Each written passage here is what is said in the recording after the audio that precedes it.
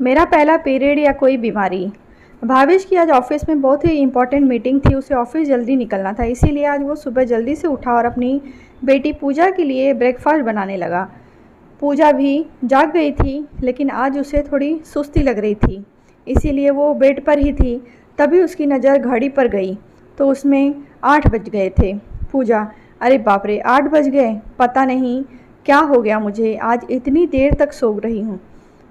अब स्कूल जाने में देर हो जाएगी और आज तो मैथ का पेपर है।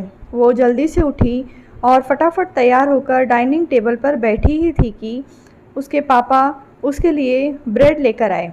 ब्रेड को देखकर पूजा ने कहा, पूजा, पापा, ये ब्रेड का क्या किया आपने? ये तो पूरी तरह जल गई है। भावेश, अरे वो ऑमलेट बना रहा था तो ब्रेड पर ध्यान ही नहीं रहा, इसीलिए जल गया। रुको, मैं तुम्हारे लिए ऑमलेट लेकर आता हूँ। जब वो ऑमलेट लेकर आया तो ऑमलेट की हालत भी ब्रेड की तरह ही थी, पूरी तरह जली हुई। ऑमलेट को देखकर पूजा ने अपने पापा की ओर मुस्कुराते हुए देखा और कहा, पूजा, मैं जानती हूँ वो आप एक तरफ ब्रेड सेक रहे थे, इसीलिए ऑमलेट पर ध्यान नहीं रहा, इसीलिए जल गया। उसकी बात सुनकर दोनों खिलखिलाकर हंस पड़े।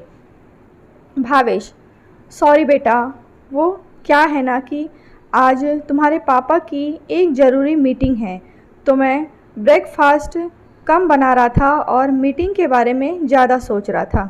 पूजा, अरे कोई नहीं पापा, कभी कभी जली चीज़ों में भी बहुत स्वाद होता है, बस शर्त है कि पापा ने जलाई हो। भावेश, सुन बेटा, मैं निकल रहा हूँ, तुम्हारी भी बस थोड़ी देर में आ जाएगी। ये कहकर भावेश निकल गया। पिछले 5 साल से भावेश पूजा के लिए उसकी माँ और पापा दोनों का रोल निभा रहा था। 5 साल पहले भावेश को अपनी पत्नी नैना के पेट में कैंसर के बारे में पता लगा, लेकिन जब तक पता लगा तब तक बहुत देर हो चुकी थी।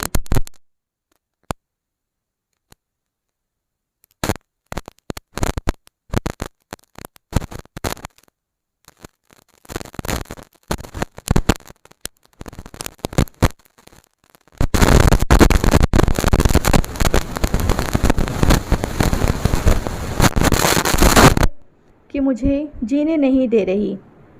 नैना चली गई बहुत दूर, तमाम उम्मीदों और दर्द के परे, दूसरी दुनिया में।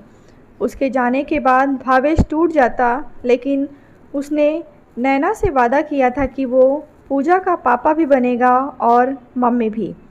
उसके जाने के बाद उससे जितना बन पड़ता था, उससे कहीं ज़्यादा वो अपनी बेटी पूजा के लिए करता था। पूजा के लिए भी वह दुनिया का सबसे बेस्ट पापा था। बहरहाल उस दिन भावेश के ऑफिस जाने के बाद पूजा के पेट में बहुत दर्द होने लगा। वो दर्द असहनीय था। पूजा, ये पेट में इतनी ज़ोर से दर्द क्यों होने लगा? पापा को कॉल करूँ क्या? नहीं नहीं, उनकी तो आज बहुत ही इम्पोर्टेंट मीटिंग है। पूजा ने बर्दाश्त करने की बहुत कोशिश की, लेकिन दर्द तो कम होने का नाम ही नहीं ले रहा था। तभी उसे लगा कि उसके कपड़ों में कुछ लगा है। वह बाथरूम गई, लेकिन बाथरूम जाकर उसने जो देखा, उसे देखकर वो बहुत डर गई। पूजा, ये क्या हो गया मुझे? ये तो खून है, ऐसा तो पहले कभी नहीं हुआ। कभी मुझे कोई बीमारी तो नहीं हो गई? यह उसका पहला पीरियड था। उसकी माँ तो थी नहीं, इसीलिए उसे इसके बारे में कुछ भी पता नहीं था। वो बेहद डर गई थी। उसे समझ नहीं आ रहा था कि वह किससे बात करे और इस बारे में किससे पूछे। उसने अपनी बेस्ट फ्रेंड नेहा को फ़ोन किया, लेकिन उस दिन फ़ोन का नेटवर्क बहुत ही ख़राब था। वो उसे फ़ोन पर अपनी कंडीशन बताने की कोशिश करने लगी, लेकिन पूजा, तू सुन रही है ना नेहा, मैं क्या कह रही हूँ? नेहा, यार पूजा, तू ज़ोर से बोलना, तेरी आवाज़ बिल्कुल नहीं आ रही है। इसी बीच फ़ोन कट गया। पूजा ने फिर से नेहा को कॉल करने की कोशिश की, लेकिन उसका नंबर नहीं लगा। वैसे तो पूजा के और भी दोस्त थे, लेकिन वह किसे फ़ोन करके ये सब बताए, उसे समझ नहीं आ रहा था। स्कूल की बस के आने का समय भी हो रहा था। आज वो स्कूल छोड़ भी नहीं सकती थी, क्योंकि आज उसका मैथ का पेपर था। वो अपने ख्यालों में खोई हुई थी। तभी स्कूल के बस के हॉर्न की आवाज़ आई। वो अनबने ढंग से स्कूल बस की ओर निकली। जैसे ही वह बस में चढ़ी, सभी स्टूडेंट उसे घूर घूर कर देखने लगे। पूजा, ये सभी लोग मुझे घूर घूर कर देख रहे हैं। ज़रूर इन्हें भी मेरे कपड़ों में लगा खून दिख गया होगा। अब इन सभी को पता लग जाएगा कि मुझे खतरनाक बीमारी हो गई है और सभी मुझसे दूर रहना चाहेंगे। कोई मेरे पापा पास नहीं आएगा। जैसा पूजा ने सोचा था, बस में बैठी सारी लड़कियां उसके साथ वैसा ही व्यवहार कर रही थीं। रिया, अरे कमला, डिम्पल, सीमा, इस पूजा से दूर ही रहना सब लोग। देख रही हो ना, उसके कपड़ों में खून लगा है। उसे बहुत खतरनाक बीमारी हो गई है। उससे दूर रहना होगा हमें। कमला, हाँ रिया, सही कह रही हो। हम नहीं बैठेंगे उसके साथ।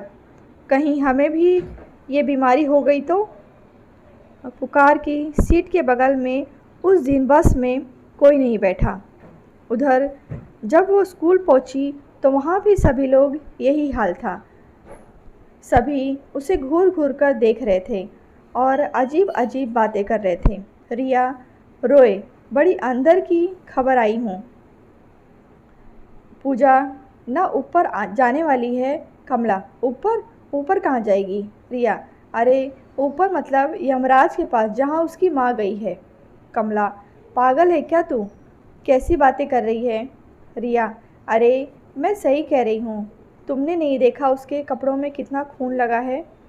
इस तरह खून निकलने का मतलब होता है मर जाना। सभी की बातों को सुनकर पूजा बहुत ही डर गई। उसे हर ओर यमराज नज़र आने लगे। उसे अपने पापा की बहुत याद आने लगी। वो सोचने लगी पूजा मन में, मम्मी भी मर गई और अब मैं भी मर जाऊंगी तो फिर पापा बहुत अकेले हो जाएंगे। लेकिन क्या करूं, मरना तो होगा ही ना। ये सभी कह रहे हैं कि मुझे खतरनाक बीमारी हो गई है। पूजा ये सोचकर ज़ोर ज़ोर से रोए जा रही थी। तभी उसके कानों में फ़ोन की घंटी की आवाज़ सुनाई दी। उसे लगा कि उसके कान बज रहे हैं। फिर उसने देखा कि उसका मोबाइल फ़ोन बज रहा है। उसकी बेस्ट फ्रेंड नेहा ने उसे कॉल बैक किया था, जिसे उसने कुछ देर पहले कॉल किया था और नेटवर्क की गड़बड़ी के कारण बात नहीं हो पाई थी। पूजा, अरे मैं तो घर पर ही हूँ। इसका मतलब वो सारी चीज़ें जो मैं देख रही थी वो एक सपना था। वो सब तो सपना था, लेकिन मेरी यूनिफॉर्म में तो खून लगा है। ये तो सपना नहीं है। इसका मतलब मुझे सच में कुछ हो गया है। पूजा ने फ़ोन उठाया। पूजा, हेलो नेहा, यार तू कहाँ है? मुझे तुझे बहुत ज़रूरी बात बतानी है। मैं ना मरने वाली हूँ। ये कहकर पूजा रोने लगी। नेहा, ओए क्या हो गया पूजा? तू रो क्यों रही है? और यह तू क्या फालतू की बातें कर रही है? तू मरने वाली है? अरे ऐसा क्या हो गया तुझे? पूजा ने नेहा की बात का कोई जवाब नहीं दिया और वो रोती रही। नेहा को लगा कि पुकार को उसकी आवाज़ नहीं आ रही, इसीलिए उसने पूछा, नेहा, पूजा, मेरी आवाज़ आ रही है ना तुम्हें? अरे तू रो क्यों रही है? अरे बोल ना, क्या हुआ तुझे? मुझे टेंशन हो रही है। तब पूजा ने नेहा को सब कुछ बताया, जिसे सुनकर नेहा ने कहा, नेहा, ये बात है? तूने तो मुझे डरा ही दिया। सुन, ये नॉर्मल है। यह हर लड़की को होता है, मुझे भी होता है। इसे पीरियड कहते हैं। पूजा, पीरियड? अरे स्कूल में तो पीरियड होते हैं, इंग्लिश का, मैथ का, हिंदी का। अब ये कौन सा पीरियड है? पूजा की बातें सुनकर नेहा हंसते हुए बोली, नेहा, सुन, मैं तुरंत तुम्हारे घर कुछ लेकर आ रही हूँ। नेहा थोड़ी देर बाद पूजा के घर आई। उसके हाथ में सैनिटरी पैड का पैकेट था, जिसे देखकर पूजा ने कहा, पूजा, अरे ये क्या है? ये क्या लेकर आई है तू? नेहा, पूजा, ये सैनिटरी पैड है। इसकी तुझे अब हर महीने ज़रूरत पड़ने वाली है। पूजा, हर महीने?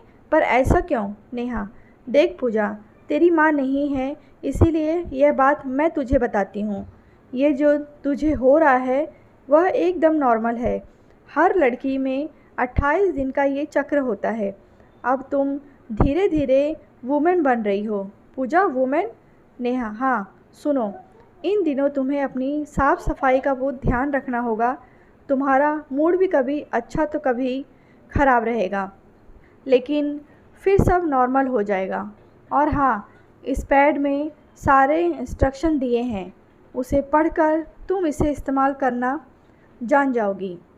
पीरियड यह भी बताता है कि तू बिल्कुल नॉर्मल है।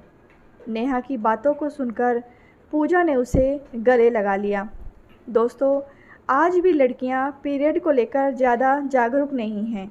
वो डर जाती हैं जब उन्हें पहली बार पीरियड होता है।